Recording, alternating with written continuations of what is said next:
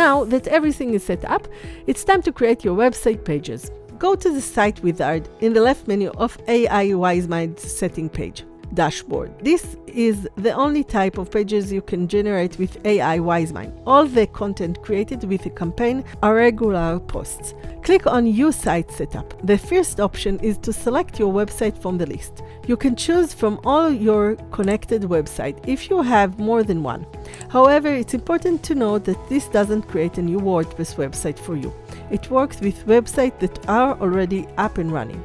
The next setting can alter your website setting. You can enter the same information you already have on your website if you've set things up previously on your WordPress website. You can change from here the name and the tagline if you needed by checking the box. Next, provide a site description. This should outline what your site is about. Every information that you put in here is going to be on your pages. If you have specific features like e-commerce or courses, you should include that information in the site description. For the cleanup option, this is for new websites. If you've already removed certain posts and pages, you can leave this unchecked. In the list of pages, select the pages you want to create. If you've already created some of these pages, then you can remove them from the list. If you need all of them, check all the boxes. These pages are important for legal coverage in some ways. However, if you have something unique on your website, it's a good idea to have a lawyer help you write these pages rather than using AI. Then you have the option to add plugins to your website. Personally, I prefer to add plugins myself, so I don't select any of this list. In different video, I'll guide you through the plugin I'm installing when starting a new website. But let's go over this list. The first option for plugins is to add the classic editor. This is because the generated posts in AI WiseMind are created using the classic editor, not Gutenberg editor. I wish they would change it, as I personally prefer the Gutenberg editor. Nonetheless, if you don't add the plugin, the post will be created in the Gutenberg editor within classic editor blocks. You can change this later if you want to use Gutenberg blocks.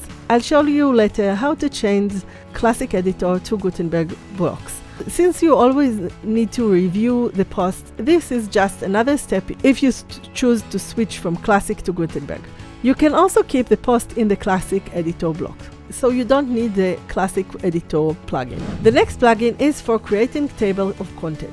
I prefer using my Gutenberg table of contents block that I add with Cadence or Stackable plugin, so I don't add this either. However, if you don't want to edit anything after creating the content and you want a table of contents, then you can use this option. The following plugin is for disabling comments. If you don't want comments on your website, you can do this with this plugin or in a different way as well that save you from adding another plugin to your website. For example, if you use a theme that have this option, you can turn off comments.